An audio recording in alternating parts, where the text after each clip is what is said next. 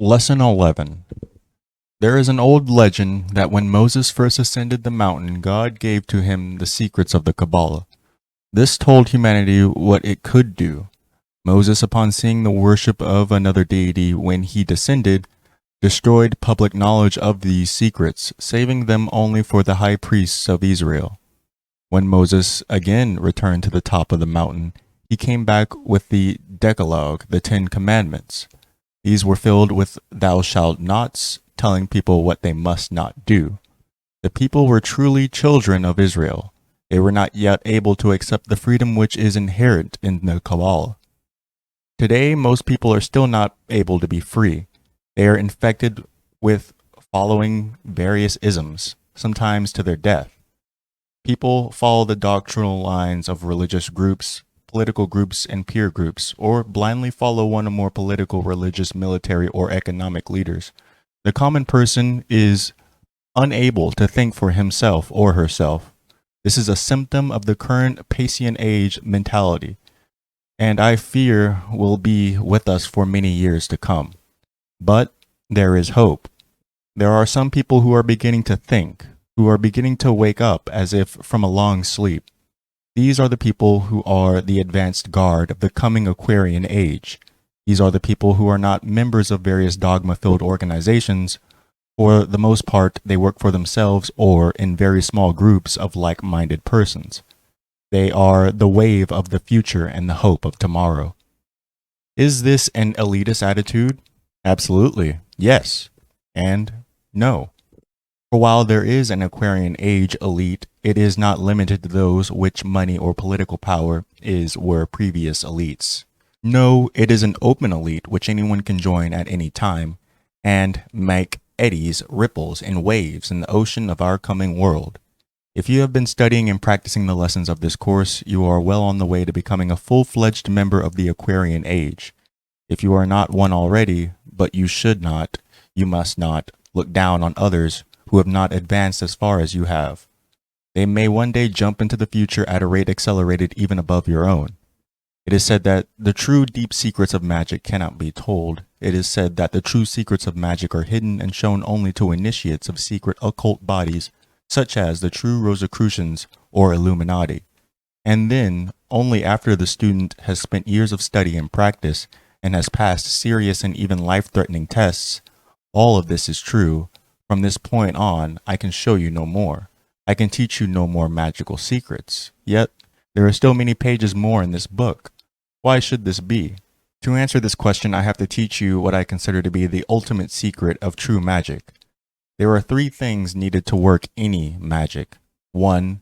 The ability to raise, control, and direct magical energy. 2. The knowledge of what to do with this energy. Ability does not equal knowledge. 3. A positive attitude or self-assurance. In the past lessons, I have described these things and given you exercises and rituals to help you develop all three of the above talents. It is interesting to note that no books on magic ever clearly state all of the above 3 points. The famous magical texts or grimoires of the past only discuss the second point. This is because they were meant to be used as workbooks by experienced mages or magicians in training who already know these things from personal lessons and experiences. If you have been practicing the rituals given in this course, you have been following an easy tested system. This system has taught you to have a good attitude, which is part of the result of working with the tarot cards and doing the middle pillar ritual. It has also taught you many ways to raise and control the psychic energy needed to perform magic. And if you have been studying and practicing the techniques and rituals of these lessons, you will also be prepared to take the next step in your magical advancement. The ultimate magical wisdom cannot be communicated to you by any person or group. Any person or group which claims this ability is lying to you. Each person must seek it individually.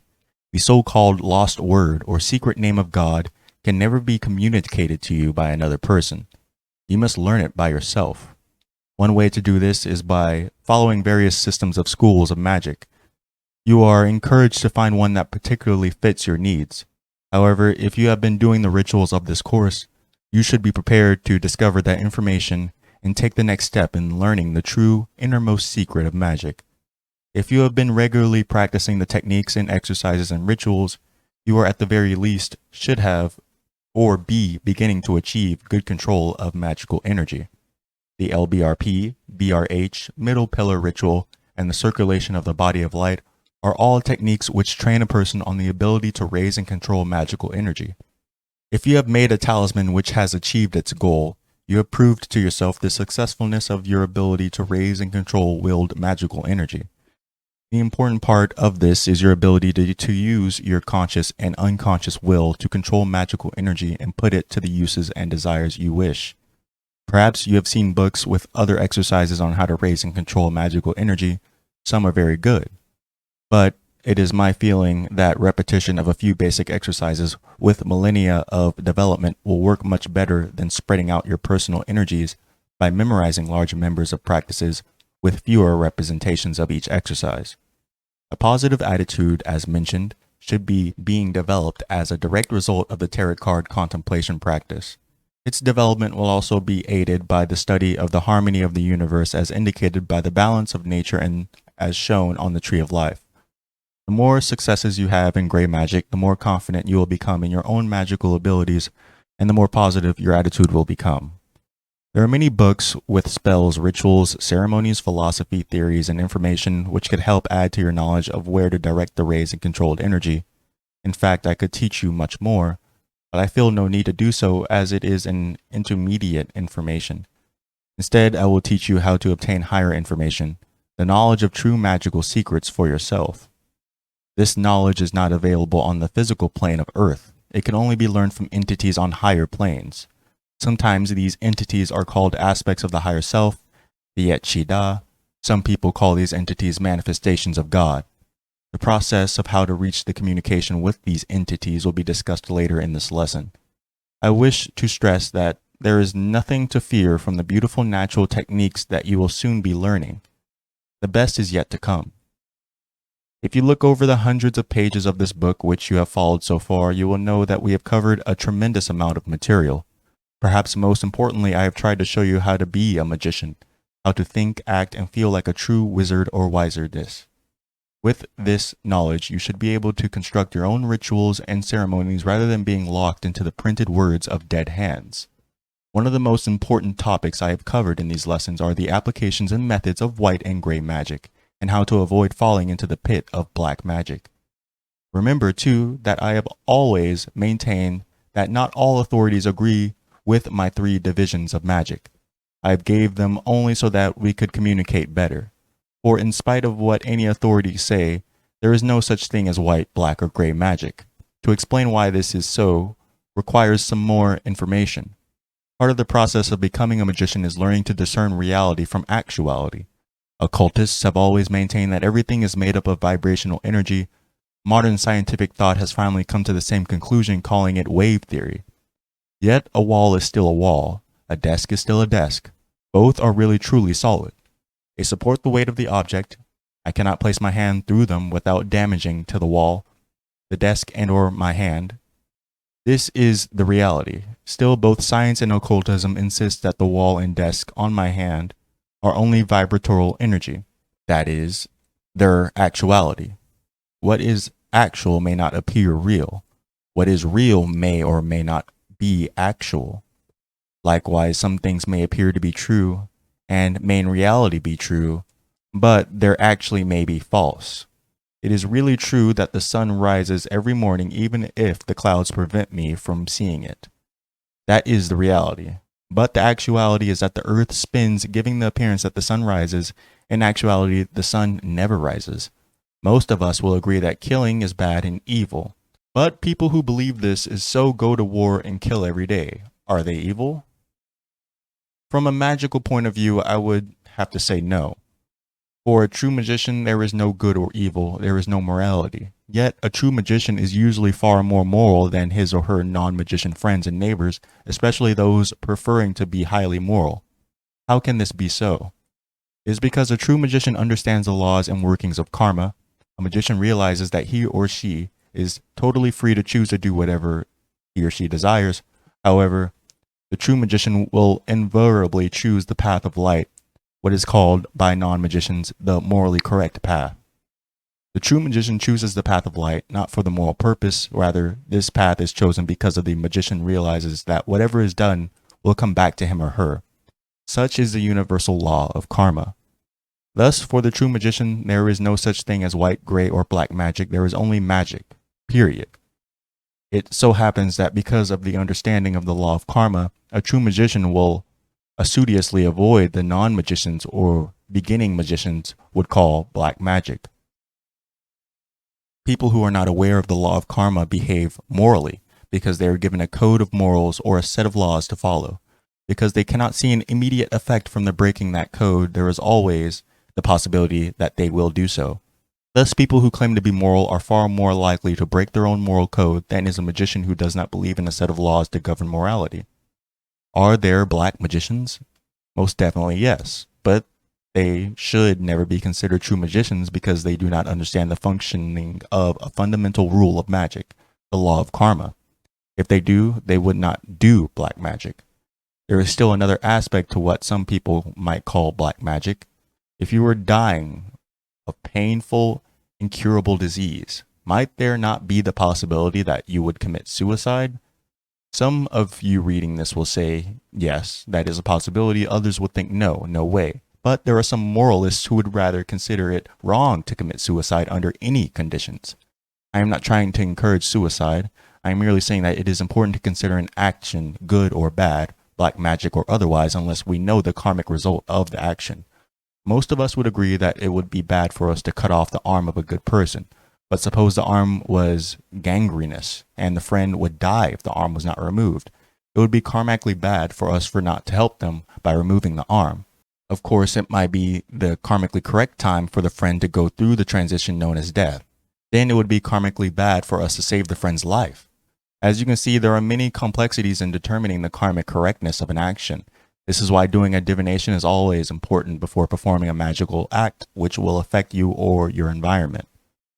In the biblical story, Jonah was told by God to go and preach. He chose not to do so, and the karma of that action put him in the belly of a great fish. The karmically correct decision would have been to preach. Had 1,000 people barred his way, it still would have been karmically bad for him not to preach, even if he had to fight his way through those people. If you communicate with a higher spiritual entity and decide to follow or not follow the advice of that entity, you will be responsible for the karmic result of your actions. If you decide to do something which agrees with the instructions from higher entities and someone tells you no, it is karmically correct for you to disagree with that person and even push him or her out of the way if needed. But remember, you will be karmically responsible for whatever happens, especially because you are a magician. You must accept the responsibility for all of your actions. What you are now is a direct result of what you do today. As you sow, so shall you reap. Discovering things from higher spiritual entities on other planes of existence and deciding to do them is called finding your true will. And as St. Augustine, Rebellious, and Aleister Crowley said, do what thou wilt shall be the whole of the law. This is not a license for hedonism and what some people may call immorality. In fact, just the contrary is true. In reality, it is a call to become responsible for your own actions, to become united with the divinity and to do God's will. Your actions will require that you ever tread the path of light, and the guide on that path is love. For as Crowley added, love is the law, love under will. Every once in a while, the sensationalistic press will tell the story of a man or woman who did something terrible, such as a beating a spouse or child to death because their victims were possessed by the devil. Some add that God told me to do this. The training in this book does not increase the possibility that you may become demented enough to do such a thing. In fact, it helps prevent it. We are not dealing with mediumship or possessions. We will be dealing with communication. Furthermore, there is always a simple way to decide if something is correct for you. You should have noticed that over the past few months, as you have been practicing the rituals and techniques of this course, your intuition has improved. This is a natural result of the rituals and exercises which you have been doing. So if something doesn't seem right or feel right to you, don't do it. It's that simple.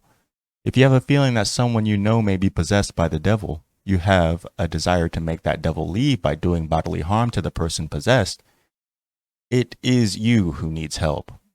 The systems which I will share with you are quite safe. Since some people are concerned about the direct communication with higher spiritual entities, as opposed to the somewhat indirect communication of magical evocation. Let me repeat this here. Nothing in this or any other lesson will be dangerous or could cause danger to you or others if you follow the instructions. Nothing taught in these lessons could lead you to what general morality might consider evil. I have written on other pages about the little nasties and how they can be bothersome. I have discussed earlier in this lesson that when you come into contact with higher spiritual entities, you should listen to what they have to say. As you may have guessed, I did not mean that you should obey the little nasties. Little nasties, being denizens of what some people call the lower astral plane, are not higher spiritual entities at all. What I mean by higher spiritual entities are three things: direct manifestations of the divine, the gods, the archangels, and the order of angels. Furthermore, you may need to make tests to see if these entities are the spiritual beings they claim to be. How to do this will be explained later. But first, let's look at entities which, though ethereal and existing primarily on other planes, are not higher spiritual entities. Etheric body. This is an emanation of all created things. It is not the true astral double and is something like halfway between astral and physical. It sometimes can take on the appearance of a person on a higher plane, but it always is attached to a living being. Astral body. This is a manifestation of the spiritual aspect of a living entity. Again, it is always attached to an incarnate being. When detached, it quickly moves to higher planes of existence in order to reincarnate. In this disattached condition, they are too busy to occupy our time. When attached to some individual ego, they can be seen as such. Higher spiritual entities are not linked to a particular ego. Azoth. This is also known by the Sanskrit term Akasha, correct pronounce Akash, or the astral light. It appears as brightness and is changeable according to a person's will. The past, present, and future can be seen within the Azoth, but it does not have an independent personality. Since futures are only possible futures, getting lost in the astral light can lead you to ignoring the present. This can lead you to the home for space cadets. Remember to keep your feet firmly planted in the present. Artificial elements. These are entities created by human forces and are composed of only one element. They are focused toward one purpose, so if you leave them alone, they will ignore you. Depending upon the strength of the will of their creator, they will appear more or less gaunt when seen on the astral plane. The empty ones. If you live in a large city, these entities can be seen in physical form in the Skid Row section of town. They look human, but they have no soul and no hope for the future. They can sometimes show great humor and daring, but quickly fade into the depths of despair. Their eyes show either madness or emptiness. These poor creatures also exist on higher planes. Their touch brings despair and fear. Elementaries. These are the gnomes of earth, undies of water, sylphs of air, and salamanders of fire. They are usually improperly called elementals, although composed of only one element. They have their own will and usually do not bother humans. In fact, they prefer it if humans ignore them. Larvae. These are also known as lemurs. It is believed that they live off the essence of blood. They feed, so to speak, on sick or injured people. They can be dispersed easily by a projection of pure spiritual white light. Ghosts. When the astral body separates from the ego, it normally moves to a position where it can reincarnate. Sometimes a strong desire for the physical world keeps an astral body in the lowest of the spiritual planes. In this condition, they are known as ghosts. They tend to be quite sorrowful as they refuse to evolve. Encouraging their evolution may or may not be successful, but it will give you a karmic brownie points. Pseudo-ghosts. These are not related to true ghosts. They are closer to the little nasties. They feed off any energy given to them and will imitate the actions of ghosts in order to get people to pay attention and give them energy.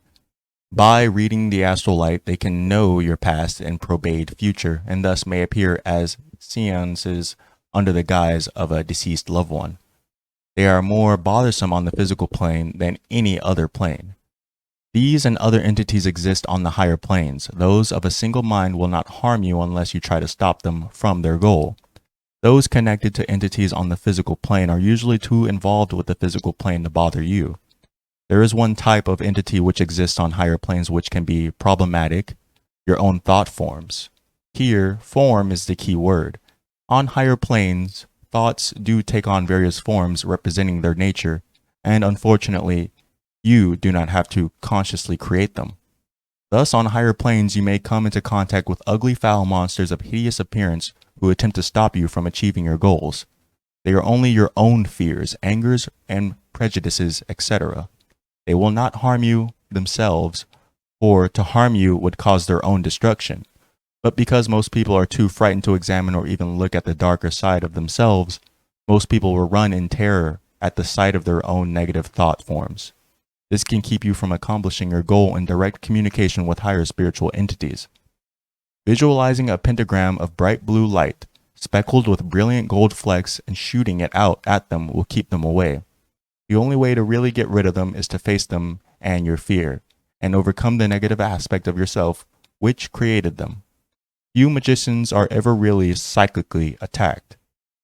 Through banishings, the attack may be temporarily stopped, but it will not end until the magician has dealt with and conquered the inner source of the negative thought form. Please understand that I am not encouraging you to stay and face the monsters of your own inner self, monsters which we all have. In this type of battle, it is a wise person who runs away and lives to fight another day. At some time sooner or later, you will have to face and conquer your own demons, and you will be happier for it.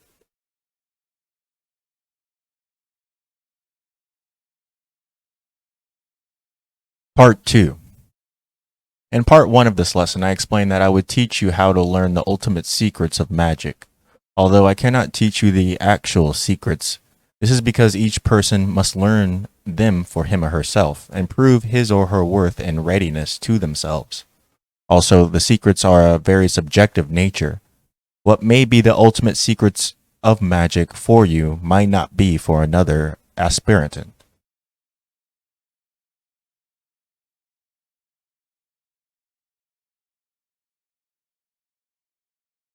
Aspirant.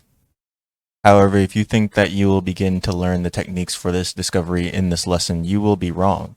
You will not begin to learn the techniques here because you have already begun to learn them from the very first lesson of this course. Up to this time, without dwelling on it,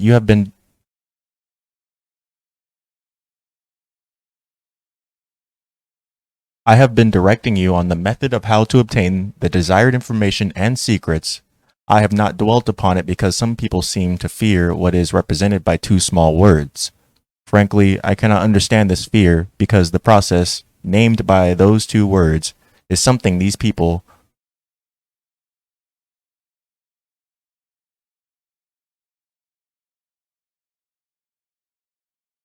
I cannot understand this fear because the process named by those two words is something these same people do every day of their lives. However, they do it without control. When this process is controlled by a firm magical will, something you have been developing by following these lessons and doing the rituals and exercises, however, it seems to scare some people. This is foolish, as there is nothing to be afraid of from something which you ordinarily do so easily. It is quite common, and the two words which describe it are astral projection. Don't feel uncomfortable with the idea of astral projection. You do it every time you daydream, and very frequently when you dream in your sleep. Astral travel, which allows astral projection, is also very common and natural. In fact, you probably had to unlearn how to astral travel when you were a child. It is very common for parents to tell their children not to play in invisible scenes and with invisible play friends. These were scenes and entities on and from the astral plane. You may remember some of them.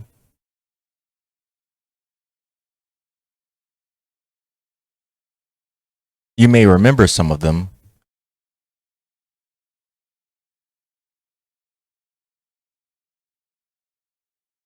You may remember some of this type of childhood experience in a very superficial way. Very few people remember their extreme youth in detail because elders would tell you, come back to reality, and don't play with foolish games, and worst of all, quit pretending. It was eventually impressed into your consciousness to forget those invisible which are seeable on the astral plane. This process of causing yourself to forget those things which would be uncomfortable or unacceptable to your current state of consciousness is what psychotherapists call motivated forgetting. It is one of the reasons why most people remember little of their infancy. It was so childish and embarrassing not to be able to walk, communicate, to take care of yourself, or even control your own bowels, that you want to forget. As you may recall, I said at the beginning of this course that your daily ritual practice would become shorter. This is because you will be able to do all of your regularly daily rituals without total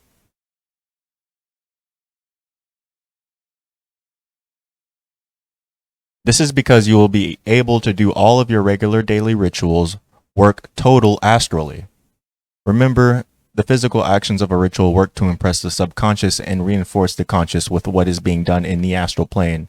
Therefore, you can begin by passing the physical and go directly to the astral plane by doing the following ritual. Astral Lesser Banishing Ritual of the Pentagram. Preparation. Until you practice this at least 20 times, begin by doing a regular physical LBRP. If time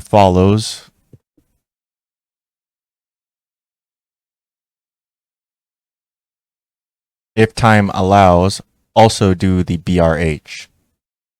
Step 1. Sit in the center of your circle and relax with some steady deep breathing and the relaxation ritual. You should be facing the east. Your eyes should be closed and your arms and legs should not be crossed. Step 2.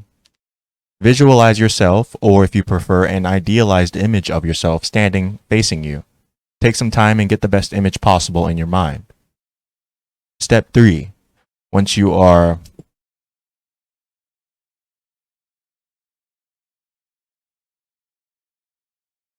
double, frequently called a doppelganger, is complete, use your willpower and have it turn to face the east, the same direction in which you are looking. This procedure should take no special ritual techniques. Simply tell it silently to turn around and it will. Of course, it should still be standing. Step 4. Now, without audibly saying anything, will your twin to do the entire lesser banishing ritual of the pentagram. Your physical body should be in the center of the area, the position where your physical altar would normally be located. Try to hear, feel, and smell and sense and visualize everything your double does. Keep your physical eyes closed. Step 5. Once you have completed this astral performance of the LBRP, have your double sit in your lap and allow yourself to reabsorb it. Take some deep breaths to unite yourself. Clap your hands and loudly 3 times.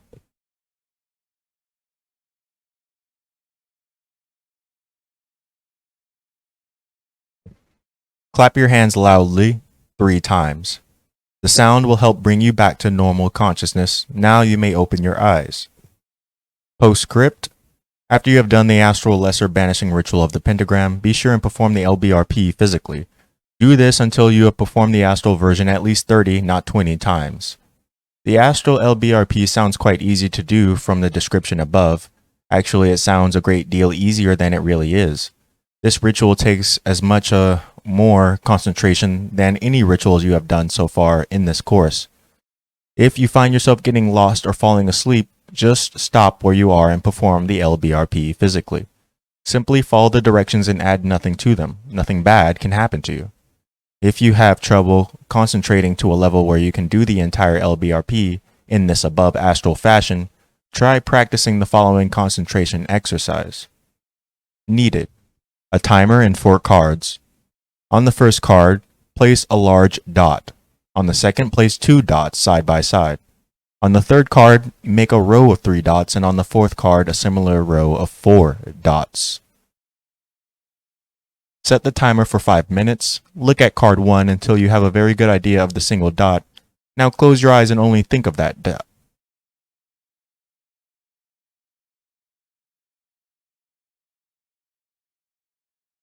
Now close your eyes and only think of that spot. If any other thoughts come to your mind, simply bring back your focus onto that one spot. Cease and exercise when the timer goes off. Your goal in this exercise is to keep that single spot visualized for 5 minutes and allow nothing else to interfere with your concentration. When you have very few breaks in your concentration, move on to card 2 with the 2 spots and repeat the exercise. Continue this practice until you can keep the 2 dots in your mind for the full 5 minutes. When you can do this with card 4 and its 4 dots, you will have excellent concentration abilities. Although this exercise sounds easy, it is not. The first time I tried it, I broke out into a sweat and was drenched within 5 minutes. Do not underestimate its difficulty. On the other hand, if you find that the astral LBRP is easy for you to do, add it to an astral version of the BRH, the middle pillar ritual, and the circulation of the body of light. Eventually, you should be able to do all of these astrally. Then, even a few minutes with your eyes closed should equal that is now taking you much longer on the physical plane. Although your daily ritual work should still be done every day, you will reach a time when you will rarely have to do them physically. You will of course do most of the so-called gray magic rituals on the physical plane, and also those rituals wherein you delve into the deepest realms of the magical art. Some of you who have read about or practiced astral projection and astral travel may be thinking, wait a minute, what he described isn't astral projection at all. And I confess that is true. There are two techniques which are frequently called astral projection. The first one is frequently mistaken for astral projection, but is nothing of the kind. It is actually mental projection. In mental projection, you send your mind and senses away from your body to force of will. You still will retain your consciousness and some sense of awareness in your physical body, however. Another name of this is bilocationality. In true actual projection, the consciousness also almost totally leaves the physical and joins the astral double. The physical body appears to be sleeping or in a coma. If you have forgotten about how the astral plane works and how everything has an astral double, now is the time to reread lesson 5 and 7. In the astral LBRP just described, all you are doing is using your powers of visualization and your imagination. You're not doing astral or even mental projection, but look again at step 4. Hear, feel, smell, sense, and visualize everything in your double does. By doing this eventually and quite naturally, you will experience bilocationality. This will occur when you are open and ready for it. You will have an awareness of both your physical self and your astral body, or your consciousness may seem to jump back and forth between the two forms. And then once again, only when you are ready for it, you will notice that you are no longer aware of your physical body. It is at this time that you are experiencing true astral projection. When this occurs, do not rapidly seek to return to your physical body. Rather, try to get comfortable in your astral form and get used to the way it feels to be out of body. This will make the projection of the astral body easier as time goes on. If you would like to try other methods for projecting your astral body and traveling on the astral plane, here are some good ones. Remember, however, to always perform the LBRP and BRH if time allows, before doing any projection. This cannot be overemphasized. Method 1. Start off by placing some markers around your room or home. These markers could also include some things as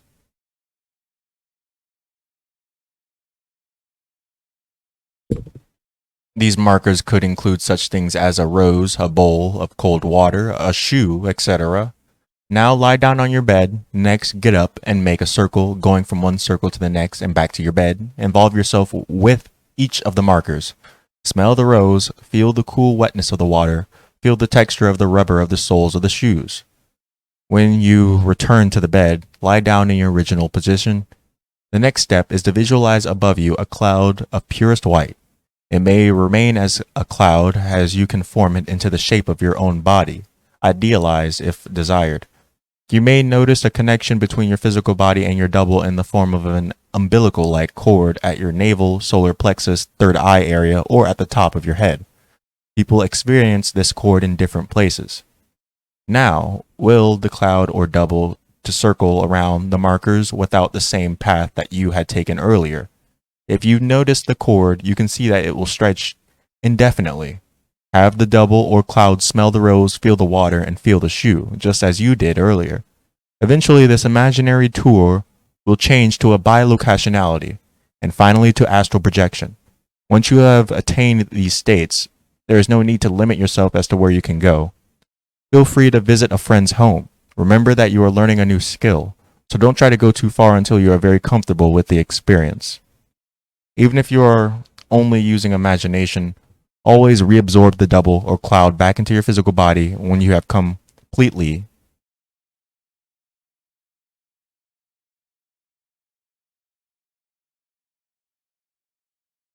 completed your journey. Also, always end with a banishing ritual. Method 2. This is similar to method 1. Either lie down or sit in a chair. Begin visualizing a cloud in front of you, or over you if you are lying down.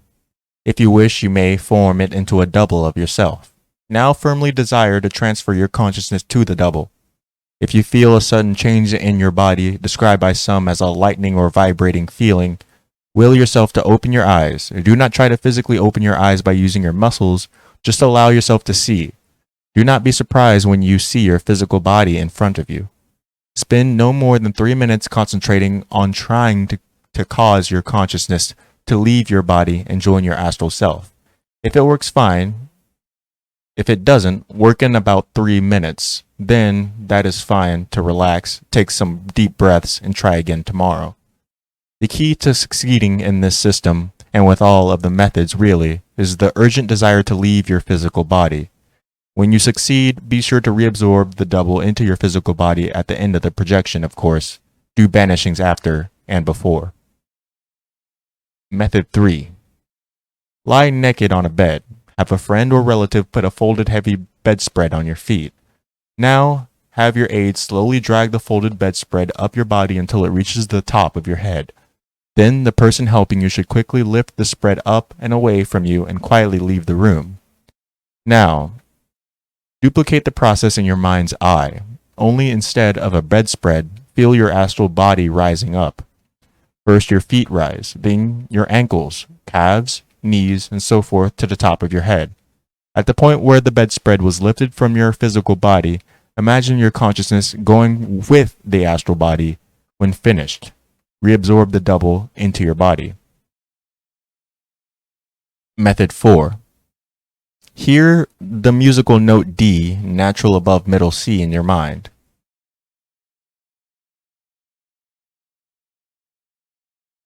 Hear the musical note D, natural above middle C in your mind. A little practice with a piano, pitch pipe, or a friend with a musical instrument will make this pitch familiar to you. Now double the frequency of the pitch in your mind so that you hear a pitch on octave higher than the first one. If you are not a magician, a friend with musical knowledge can help you with this. Again, hear the tone only an additional octave higher. Then hear it on an octave above that. Continue this process until you are far above a piano's range. You will notice that you are feeling lighter as the notes go up in pitch. You may sense a vibration in your head. Let the sound rise higher and higher as you feel the sound rise towards the ceilings of your room. When you sense that sound as high as it can go, both as a pitch and within the confines of your room, will your eyes to open.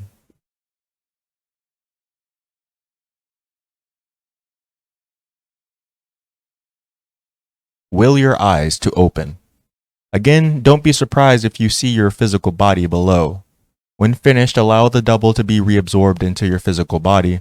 This method is particularly good for magicians.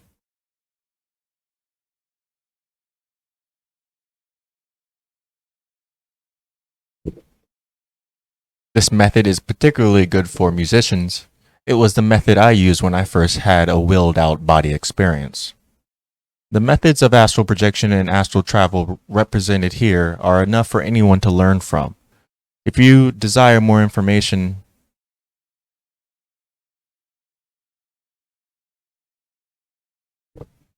the methods of astral projection and astral travel presented here are enough for anyone to learn from. If you desire more information, look at some of the books in this lesson's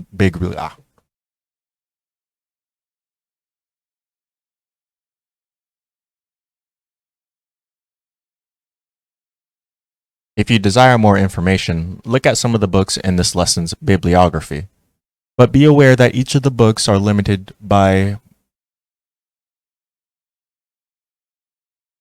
preconceived notions of the authors. Set yourself no limits and you will have none. And besides, it is far better to learn by doing than by reading. Some students have expressed concerns about being lost in the astral and not being able to come back to their physical bodies. If you follow the instructions given in this lesson, it simply cannot happen. You have a direct link to your body via the cord mentioned earlier. This is true even if, like some people, are not aware of the existence of the cord.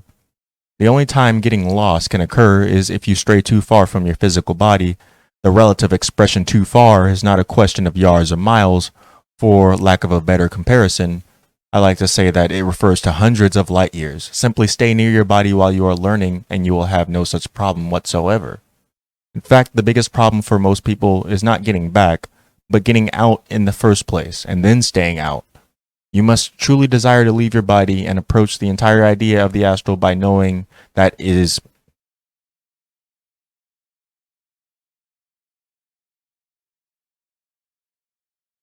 is beautiful, stimulating, safe, and exciting and fun. There is one problem, rarely mentioned due to its lack of seriousness. It can occur to beginners and longtime veterans of astral projection and travel. It is what is known as astral whiplash. Sometimes, when you are out of body, something can jar your physical body enough to suddenly draw your astral body back into your physical self. This can be from a knock on the door, a phone ringing, a car backing fire.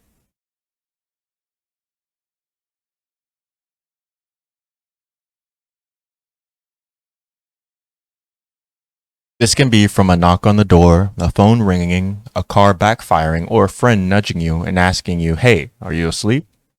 The result of this whiplash back into your physical body is that you may feel groggy, sore all over, tired. You may get a headache. When you project astral substance, it has gone under many names, comes out of your physical body, and unites with your astral body by the way of the aforementioned cord. Coming back too quickly can result in you leaving some of this substance still on the astral plane.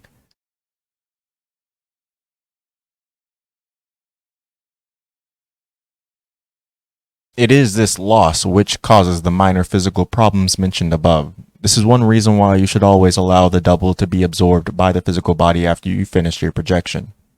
I experienced astral whiplash on my first successful attempt.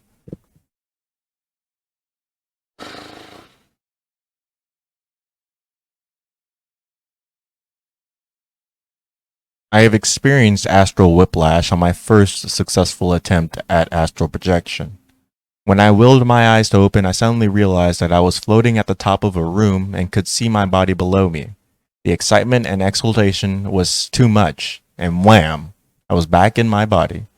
Luckily, I had not gone too far, and I only ended up a little groggy. Some deep breathing and a drink of cool, fresh water fixed that. If you ever have a problem with astral whiplash and you are not really close to your body when the whiplash occurred, there is a simply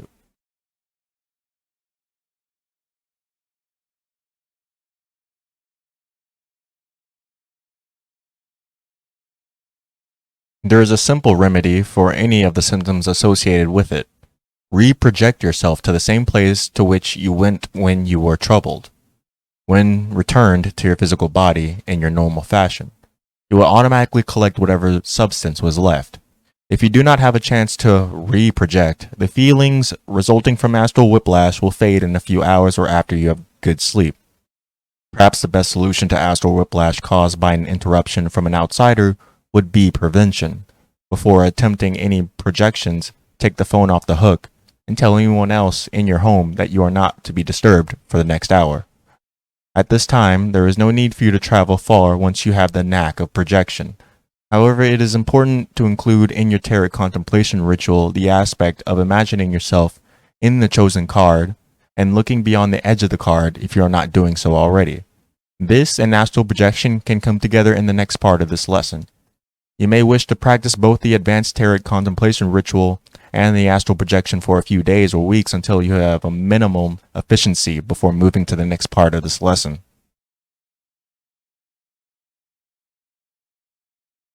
Part 3. So far I've explained techniques for mental and astral projection, plus the very beginning techniques of working magically while in the astral plane, which is commonly known as astral traveling. I have also advised you to spend some time, days or even weeks before going on to this section.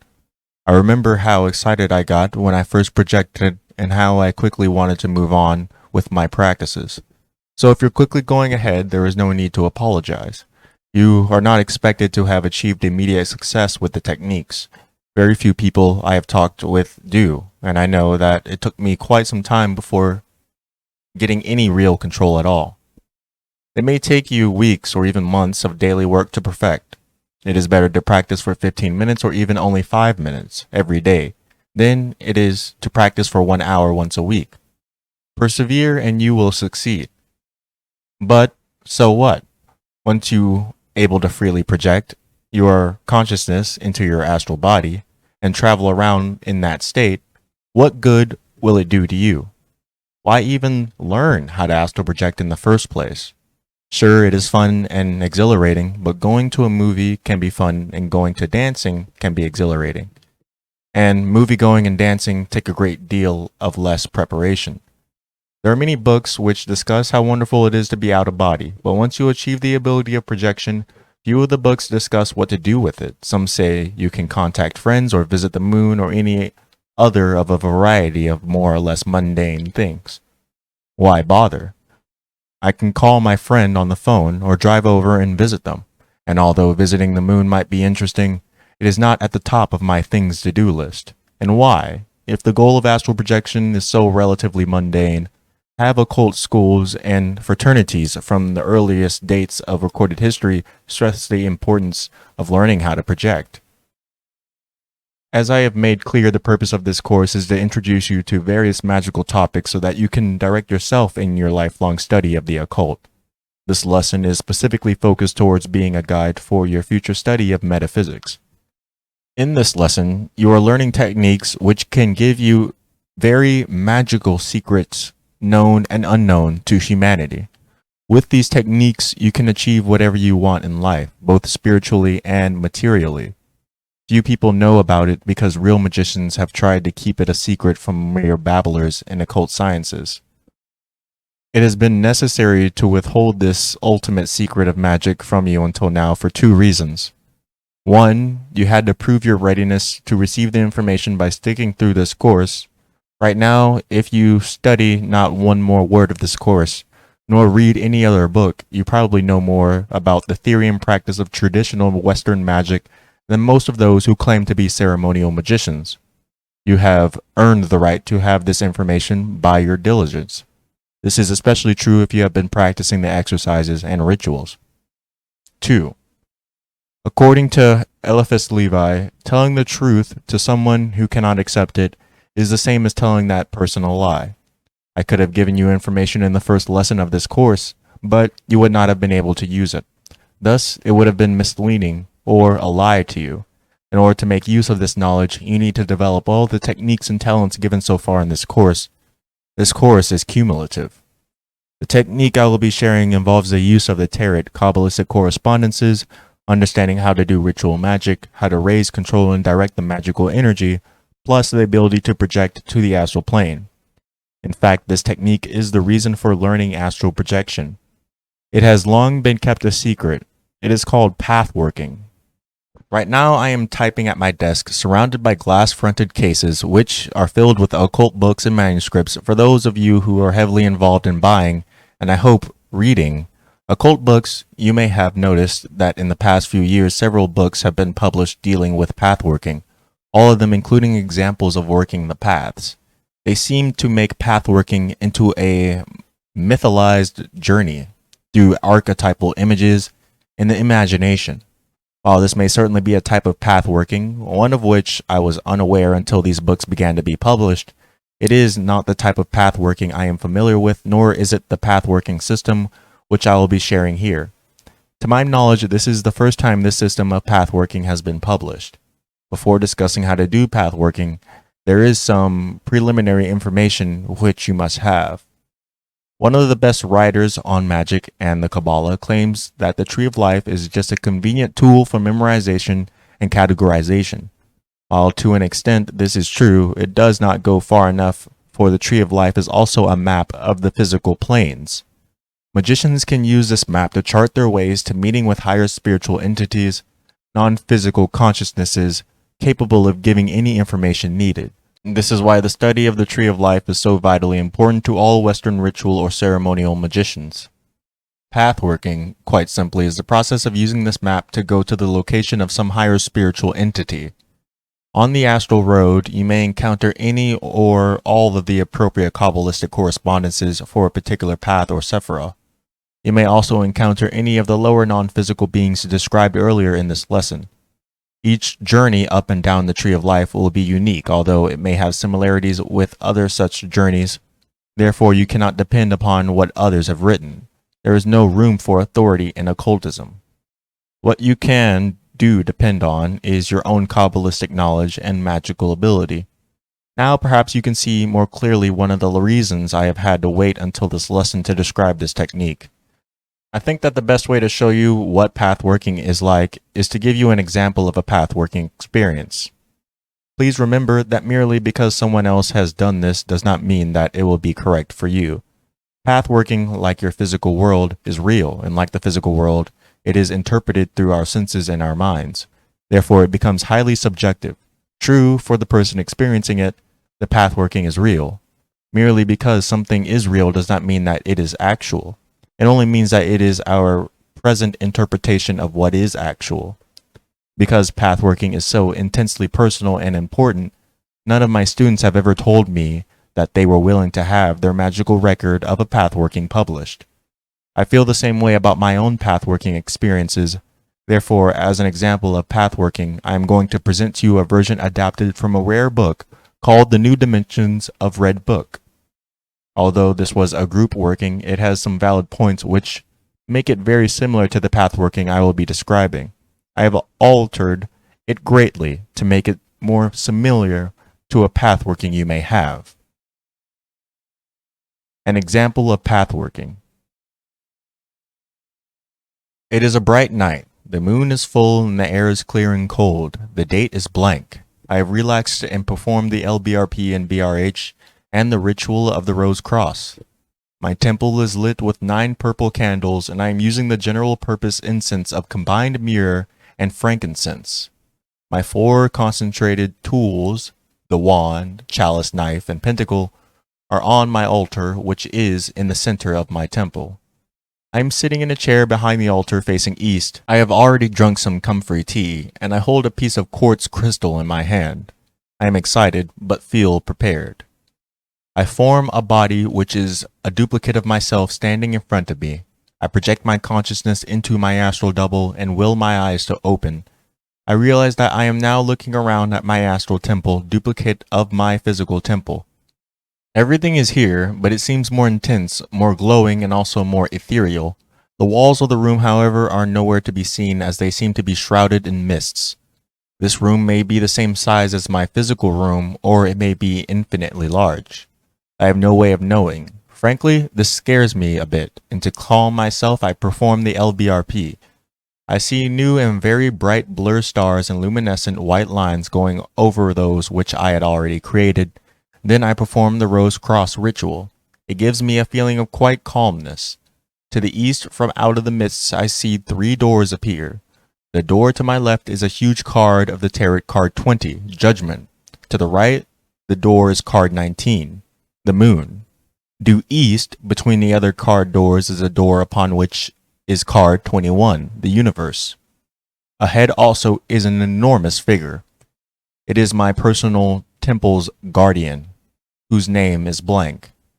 I know that I can leave both my temple and my physical body safely entrusted to my guardian's care. This night I have chosen to work up the path of the universe.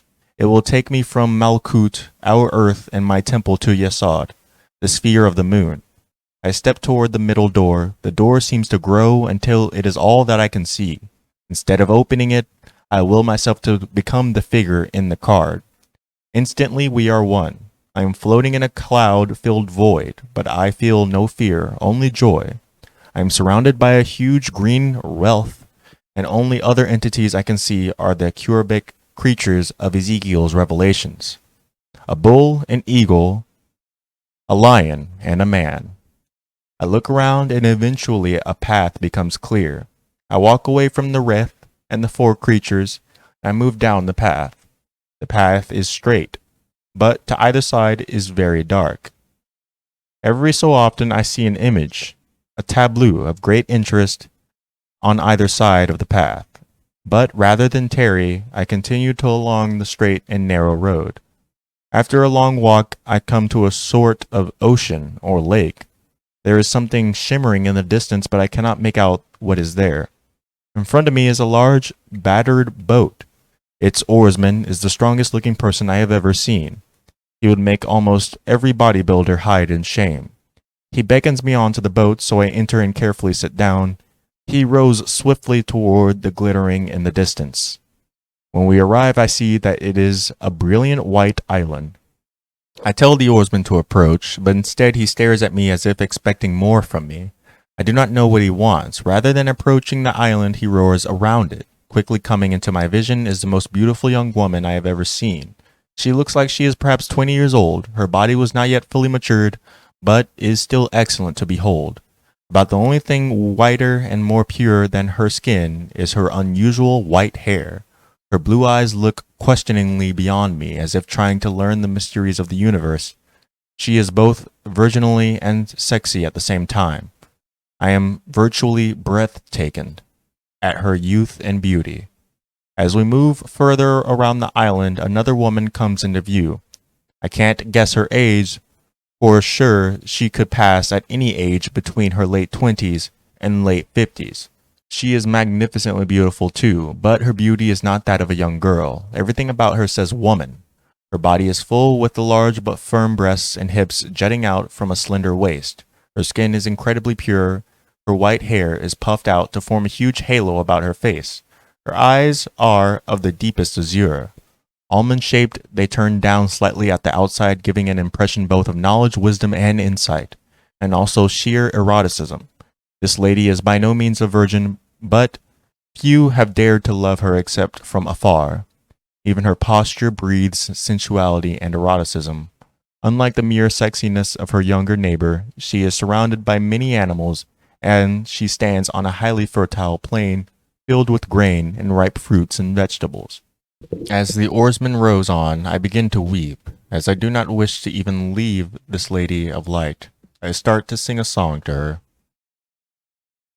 Lady of magic, lady of light, breaker of gloom in the midst of the night, in your heart, in your soul, a part of me lives, a part without which I am alive, but don't live, alive but don't live. Soon I can see her no more. As we move further, another woman comes into view. She is much older, and at first glance her appearance is hag-like, but as I look at her I see a hidden sense of vitality which shines from within her eyes. I see that she has lived a full and meaningful life. Even though her time grows short, she regrets not one day of her existence. In my mind, I can almost see her beauty when she was young, and the exuberance which accompanied that youth. As I look at her, I see what I at first considered to be a hag-like appearance now as a beauty of its own, a beauty of time and experience, a beauty of age. She also has a sort of majesty about her which gives her a beauty beyond her appearance.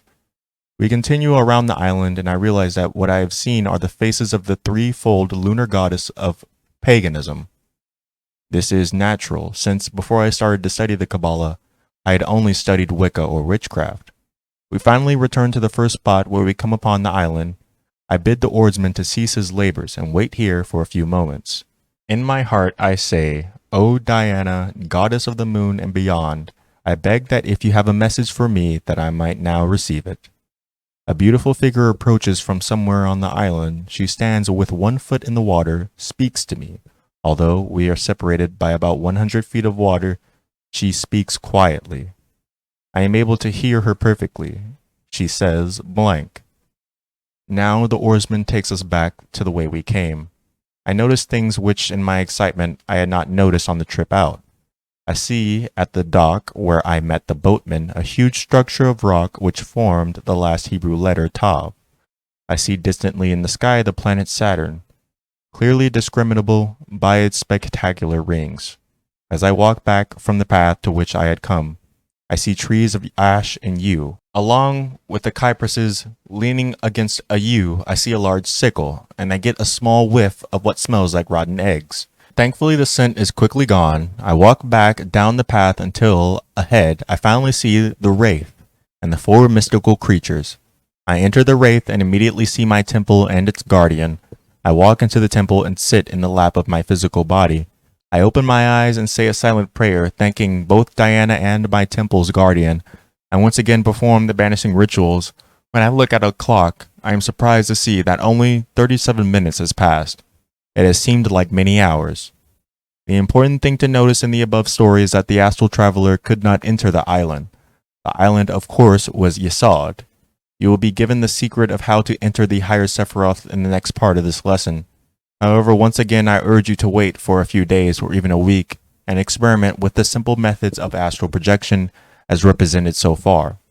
If you wish, you may even work with going into the last 3 cards of the major arcana and see what is on those paths. The 3 lower paths on the Tree of Life, however: 1. Do not attempt to enter a higher Sephiroth at this time. 2. Do not stray from the paths. 3. Return to your temple the same way you came following the same path. 4. Will the astral or mental double to be absorbed by the physical body when you are through. Be sure to always absorb the doppelganger. This is usually done by having the double sit in your lap, or if you're lying down, by having it lay on top of you and sink into you. Also notice the symbols mentioned at the end: Saturn, certain types of trees, a scythe, and the Hebrew letter Tav. These are all associated with the 32nd path and the path of the tarot card, the universe.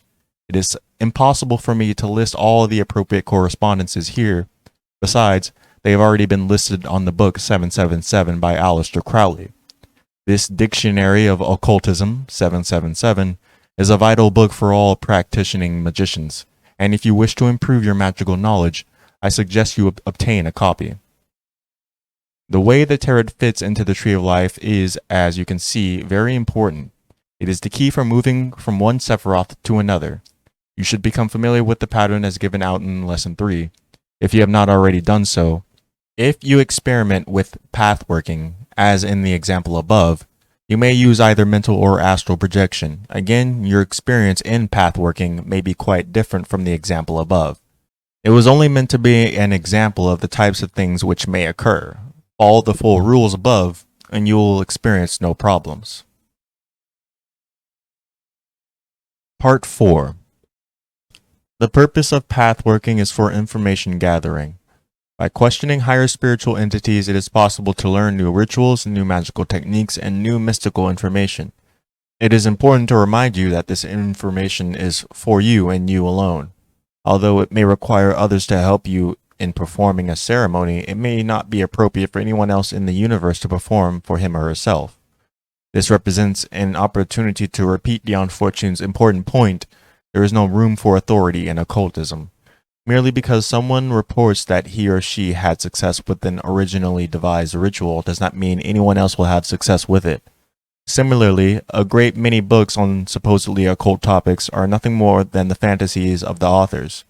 I know of one book which has been through a great many printings and claim that the reason you can hear other people's thoughts, clairaudience, is because people actually speak through their ears when they think of something. The idea makes perfect sense to the author, but it seems ridiculous to me. I know of another author, well-respected author, who wrote a book concerning of lost civilizations. The author made up the book and used his real name for the main character. He also used his wife's magical name in the text. For the pseudonym listed as the author of the book, he switched around the words "not really" to make up a name. And this book, I understand, has been very successful. But what I have talked about in the previous paragraph refers particularly to what you or anyone else might learn from higher spiritual entities as your path work your way around the Tree of Life. What I want to share with you now is how you can get to a location where you can meet those entities. This technique uses virtually all of what you have learned so far in this course. The Ritual of the Paths. This ritual is comprised of 8 basic steps. 1. Purifications. 2. Banishings. 3. Projection and path working. 4. Verifications. A. Of your location. B. Of the identity of the entities. 5. Request for magical aid from the higher spiritual entities. 6. Payment. 7. Return. 8. Banishings. The only other thing which you will need to know is the key to gaining entrance into the higher Sephiroth, the password. Since each Sephiroth is overseen by an archangel, you need to know what archangel's name in order to enter.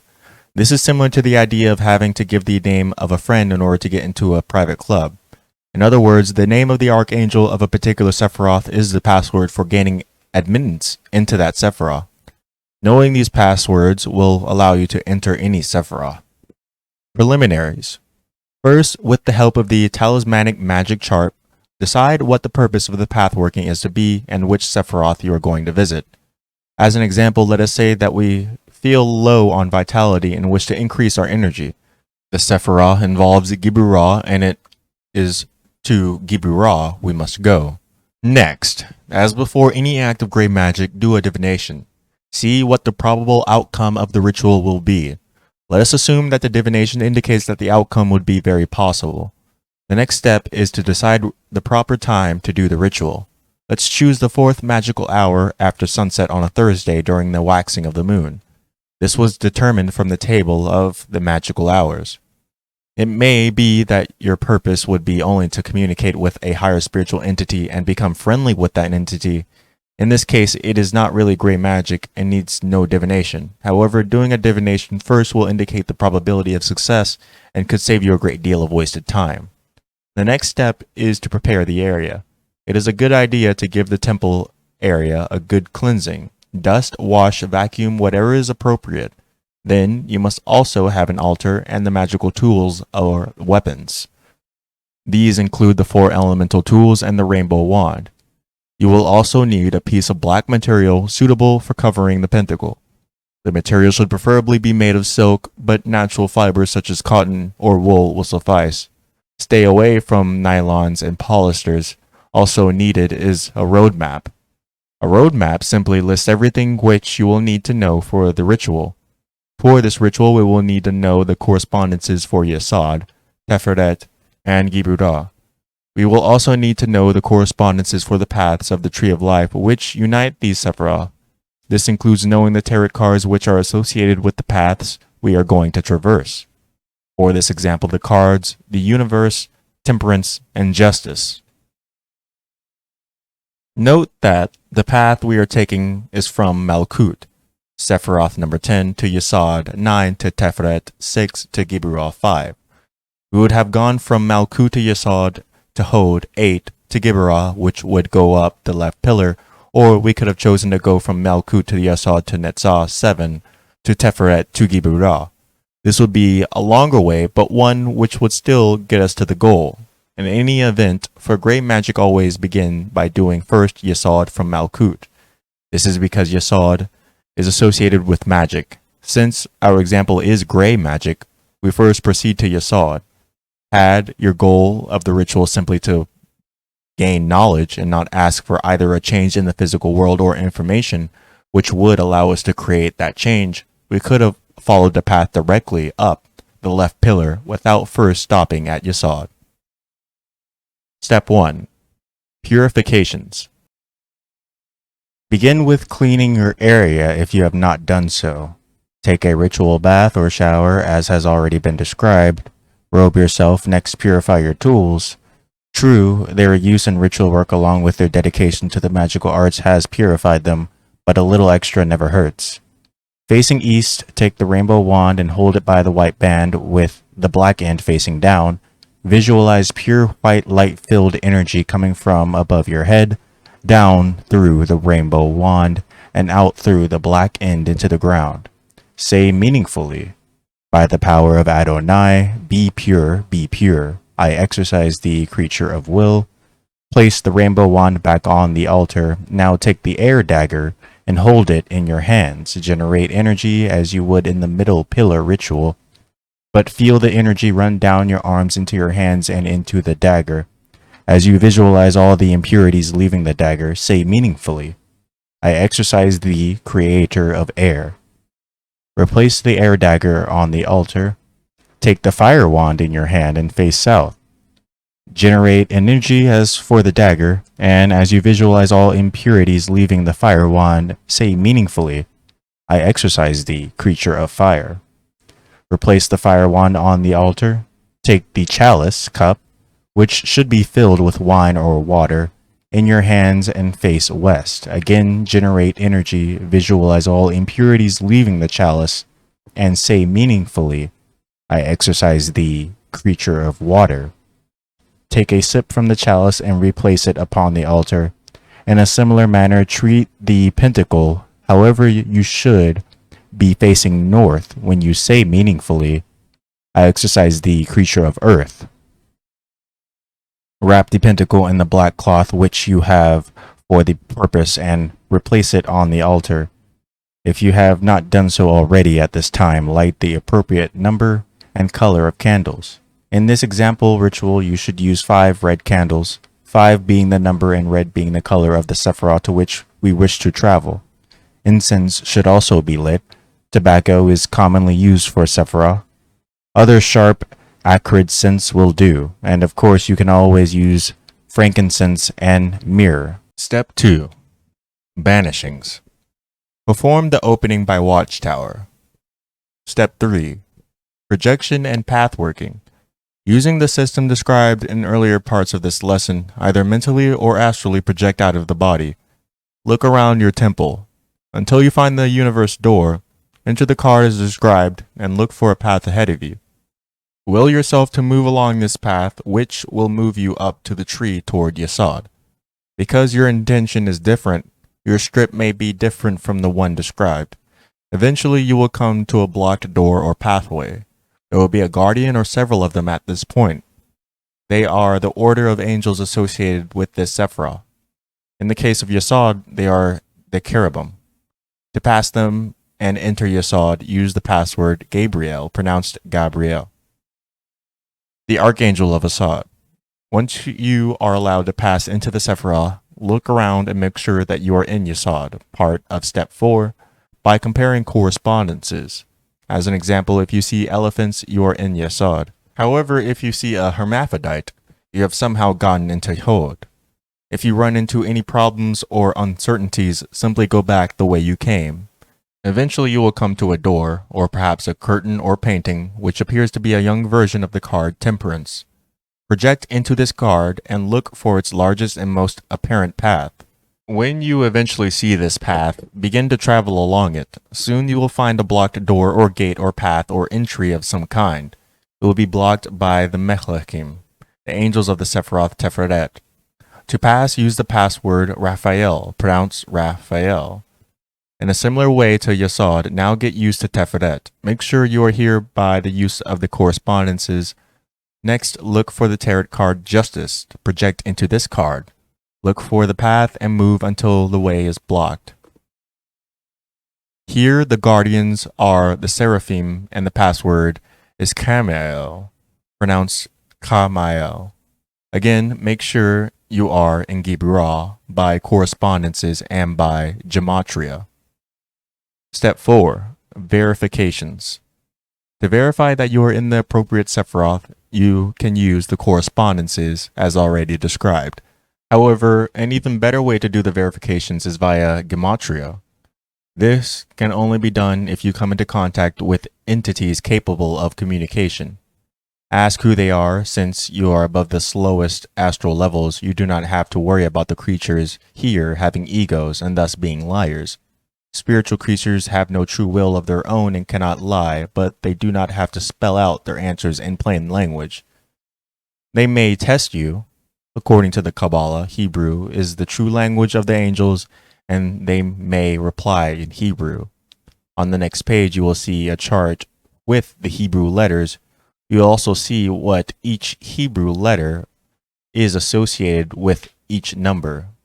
Therefore, each Hebrew word has a numerical value. Since 5 equals 5 according to the Kabbalah and Gematria, any Hebrew word whose letters equal a certain value is related to any other Hebrew word whose letters have the same total. As an example, perhaps when you think you are in Tetheret, you come upon an entity and you ask who that entity is. The entity says Shavat, which means rod in Hebrew, and the letters come to a total of 311. The number of Raphael is 311. Therefore, you are in Teferet and are before the Archangel Raphael. You have been tested by gematria and know how to pass some of the tests. If you are unsure at any time, simply return the way you came. Notes to the previous page. The first column shows the way the Hebrew letters appear when printed. The second column gives the sounds associated with each of the letters. Notice that some English sounds and letters are not included. There is no E, nor is there an F, although the P does have a PH sound which, for all practical purposes, equates with the F. Although the letter A is traditionally given as the sound for Aleph, the Aleph really has no sound. It is merely a placeholder for vowels which in ancient days were understood and in modern Hebrew were indicated by points and lines written around each letter. The Qaf is sometimes spelled Qoph and is said to be represented in English by the letters Q. However, it is always pronounced like a K. The CH of the Chet is pronounced like the CH of the Scottish word lock. The third column contains the number value of each letter. Note that after 10 it goes to 20, 30, etc. Likewise, after 90 it goes to 100, 200, etc. 11 is made by the combination Yud Aleph or Aleph Yud. 22 is made by the combination Kaf Bet or Bet Kaf. 347 is made by any combination of the letters Shin, Mem, and Jin. Columns 4 and 5 show the special enumerations and appearance of 5 letters known as finals. The letters in column 5 show how these letters look when they appear at the end of a word. Their values at the end of a word are given in column 4 and appear after the commas of column 3. Column 6 gives the name of each letter in transliteration. The best book on the subject of gematria is Godwin's Kabbalistic Encyclopedia, now out of print, by David Godwin, published by Llewellyn. Also good is Crowley's Sefer Sephirot, found in some versions of 777. Both books are really vital to practicing magicians. Step 5. Request for magical aid. Once you are positive you are in the correct Sephiroth, request by willing the presence of the Archangel of the Sephiroth. In the case of this example, it is Kamael. When an entity appears, make sure that it is Kamael via gematria. If, for example, the entity identifies itself by the name 91, you will now know that you are communicating with the correct entity because by gematria, Kamael equals 91. Next, request what it is that you desire. Keep it simple. In the case of this example, you can use the words energy and vitality. Step 6. Payment. Nothing can be attained without the same sort of payment in return. Here, the payment is energy. There are several ways to give this spiritual energy. A. Raise energy via the technique of the middle pillar ritual and send the energy out of your arms toward the angelic figure. B. Repeat a word or phrase over and over. In this example, the word energy could be used, or perhaps you could use the archangel's name. Let it speed up as you repeat it. You should feel energy increase within you and around you as you repeat the word or phrase. When it reaches a peak, say it one more time, but do it slowly and loudly toward the figure. Feel all the energy raised leave with your breath and go into that entity. This is a system similar to what is called mantra yoga in Eastern systems of magic. Of course, your astral or mental body does not really breathe nor speak loudly. However, the sensation is the same as if you did these activities physically. 3. If you are familiar with martial arts, any method of raising and sending chi or ki will work. D. If you are using mental projection, you can use inner alchemy sex magic, and when you have the Mahatantra experience, let the energy go to the archangel. Do not worry about having a physical orgasm. E. If you are mentally projecting, you can run or dance in a circle and feel the energy build as a result of the physical exertation. When it reaches a peak, release it in the direction of the archangel. This, of course, needs the close correspondences and cooperation of the physical and mental bodies, as it is the mental body which directs the energy toward from the physical body. If you choose to use this system, be sure to stay within your protective magical circle while you run and or dance. The energy given, while called a payment, may really be given freely. The archangel may or may not choose to accept the energy, and whether or not the energy is accepted has no bearing on whether or not the archangel will aid you in your magic. However, nothing can be had for free, and even if the payment is not used, it is still a payment. It may also seem odd that in this case, energy is given in order to receive more energy. This is a secret of the alchemists who said that you must have gold in order to make gold. In the same way, any energy given here can be returned a millionfold if need be. Step 7. The return. Using your own words, thank the archangel kindly for any help which it may choose to give you. Then return back down the tree. If you go back the way you came, you will not find any guardians blocking your way. Why should they stop you from entering a place to which you have already recently proved that you are entitled to be admitted to? Besides, their purpose is to block the uninitiated people from going up the tree of life toward divinity, not from leaving the tree. It is possible to go down the tree in a direction other than by which you arrived. If you do so, you will run into new guardians who may want to hear a password for a Sephiroth, which you have not entered on this path working. As you can see, it is the easiest just to be descended the way you came. Unless you have a deep, memorized knowledge of the correspondences on the Tree of Life, I suggest you leave searching around for later path working experiments. When you make your way back into your temple, rejoin your physical body. Step 8. Banishings. Give the license to depart by saying the following or something which contains all of its ideas. Because you have been obedient and obeyed the commandments of the Creator, feel and inhale this grateful odor, and afterwards depart ye into your abodes and retreats. Be there peace between thee and me. Be ye ever ready to come when you shall be cited and called. And may the blessings of God be upon ye. And now let any and all spirits called by this rite return to their abodes and habitations, and harm none on thy way. Be ye all obedient and prompt to come unto me without undue difficulty on my part when thou art called upon according to the traditions given by the divine to us. Amen. Of course, the grateful odor is the incense which you have been burning. Thus, if you are alone, you would add some more incense to the burner at this time. As you have probably realized, non-physical entities do not have noses and cannot smell incense, but by traditional spiritual entities do seem to enjoy the astral double of the incense. Clap your hands together loudly 3 times. This helps bring you down to earth quite literally, finishing by doing the closing by watchtower ritual. The rite is finished. At any time you feel uncomfortable or watched, or anything else which gives you an unpleasant feeling while performing this ritual, work your way down the tree immediately and rejoin your physical body. Then take the cover off the pentacle and starting in the east, show it all around the circle while you move in a clockwise direction. Follow this by doing the usual closing. Then upon all of the windows and air out of the room. This will protect you from any unknown problems which might arise during this ritual. If you follow the instructions given, you have all of the help you need right at your fingertips.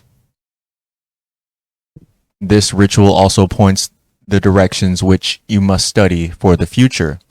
To successfully perform this ritual, do you need to work on gematria, on correspondences, on familiarity with the Tree of Life, on the tarot, on astral projection? There are virtually months or even years worth of study and development ahead. By coming back to this lesson, you will always know exactly what you need to study. You will always have a focus for future development. Remember, the beginning of wisdom is the knowing of what you are ignorant. With this ritual as a guide, you will always know exactly what you need to study, exactly what you need to learn, and that will continue until you reach your ultimate goal, until you are no longer just a student of the magical arts, but are indeed a true successful and accomplished magician. Part 5. There are two more considerations which need to be met concerning the previous ritual. One of these is how to perform the ritual as a ceremony, a group working. The other is how to find your personal temple's guardian. If you have reached a state where astral projection is either possible or even easy, you already have a guardian. Before I explain this, I have to give a bit of background information. You may have read of organizations which claim to speed your psychic development or of exercises which can do this. No matter how many exercises you perform or organizations you join, you will not be able to perform under the control of your will until you are able to do so. A necessity for this is becoming totally aware of the physical plane. That is a reason why early in these lessons you are given exercises to develop your control of the elements. For the magical elements are the very basis of the physical plane. Once you are aware of the ins and outs of the physical plane, you become ready to explore the other areas and projection becomes simple. You become ready to explore other areas and projection becomes simple. Also, things start to flow more positively for you. This is in part due to your harmony and friendship with the archangel of the physical plane, Sandalphon. As one function, Sandalphon oversees the temples of all astral travelers. Note that I put the word temples in quotation marks. This is because not everyone who projects has a clear established temple. For most people who project, the temple is nothing more than a place for which they start. And most people have no map of the astral plane such as you have with the Tree of Life. Have you ever been lost in a big city with no map and no friends? It is no wonder that some of these people return from their astral wanderings with absurd tales of terror. What they see in nothing more than their own fears brought to the astral life. For those people who are aware of the nature of the universe, such as I hope you are learning to be, astral travel becomes a fun and liberating experience. Guarding your temple and your physical body so that neither will come to harm on the physical plane is Sandalphon. The astral duplicate of your temple is protected by your banishing rituals. Sandalphon is an archangel and frequently does not do things in person. Rather, Sandalphon can send one or more members of the order of angels under his command. Actually, angelic beings are usually androgynous. Thus, rather than Sandalphon, your guardian may be one of Ashim, the angelic order whose name means souls of fire. The next question is, how do you find out this angel's name?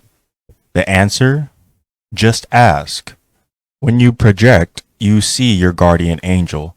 Ask this being what name it wishes to be called. Ask for the best way by which it can be called. Ask for any special rituals which can help in this sometimes. Ask for any special rituals which can help in this. Sometimes call your guardian just to say hello and give gifts of energy. See previous ritual or incense. Build a bond and your guardian angel will never let you down. Don't forget to thank Sandalphon for sending or assigning you this particular angel. Changing the ritual of the paths to the ceremony of the paths is quite easy, but there is an important warning. Once again, it does not come from me but from Dian Fortune. There is no room for authority in occultism. Merely because someone said something doesn't make it so. The best way to learn pathworking is by doing it. I know of at least 2 teachers who advise not to try pathworking unless you are under their supervision, and then all they do is lead you through some guided imagery. Teachers, such as myself and others, can start you in this work, but you must do the work yourself. Nobody can do it for you. So, is a group working possible? Yes, but it may not be the same as what you have read or heard. The beginning is done much the same as any other ceremony, with the parts divided as has been suggested in past lessons. When this is finished, all must sit in a circle holding hands. This holding of hands is very important as it links you together both physically and psychically. You must have decided beforehand to which Sephiroth you will all be going and by which paths. Everyone must go by the same directions. If a member has trouble projecting, the physical and spiritual link within the circle will help that person. Also, if one person is slower than the other, he or she will automatically be pulled ahead to keep up with the group. If one or more persons would exceed the speed of the group on their way up the tree, they will be slowed down by being part of that group. That means automatically, the path for each person will seem shorter or longer depending upon their natural speed on the astral plane and the average speed of the group. Once the journey is complete and everyone is back in their respective bodies within the physical plane, a leader should ask each person what he or she experienced. This may be done orally, or each person can write the experience down and the journals can be compared. Listen and look for similarities. Differences should not be thought of in terms of being wrong. They are simply items which an observer experienced due to his or her personal psychological makeup. Information which is identical among several people should be considered important. Information which is similar between people should also be brought and thought of as significance. The inconsistencies and simply personal variations on a basic reality. If this is a first time for a group working together, it may be beneficial to have one or more persons as observers within the circle. He or she can watch out for any unknown problems and, if need be, summon everyone back by calling in a loud voice. I summon all back from the tree to their home in this magical temple. Come home now. If you have a group leader, he or she should hold the rainbow wand if there is only one such wand in the group. If everyone has such a wand, each would be held between the clasped hands of the people in that circle.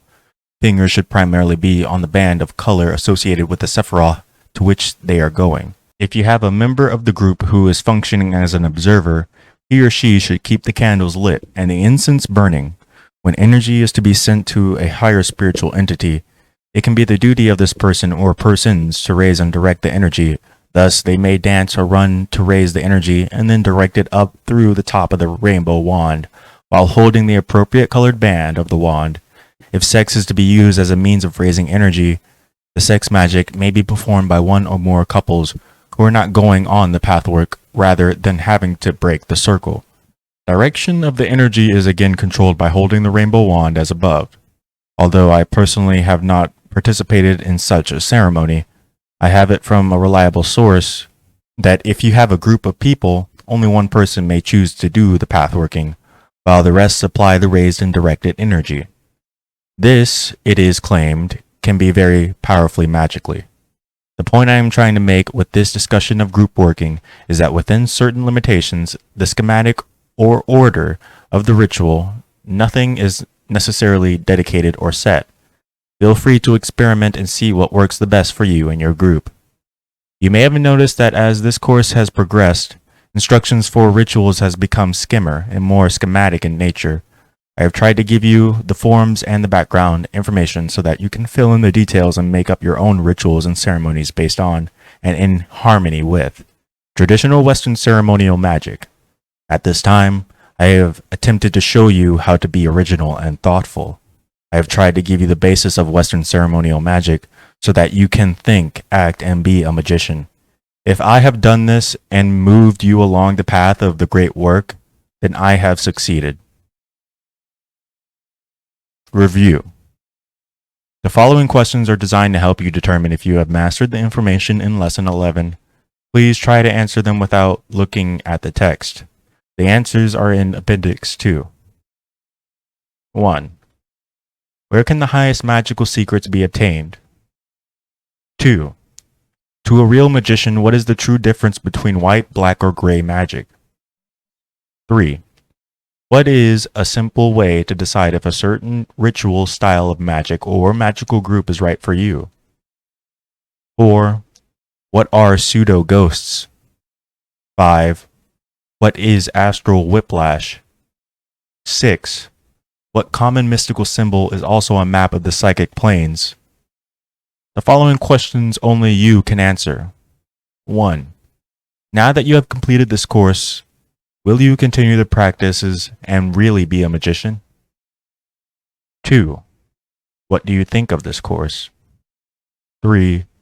Will you do the study necessary to be a path worker? 4. Was anything in this course unclear to you? 5. Would you want to start a study group with friends using this book as the text? 6. Do you know someone who would make a good seer for evocations?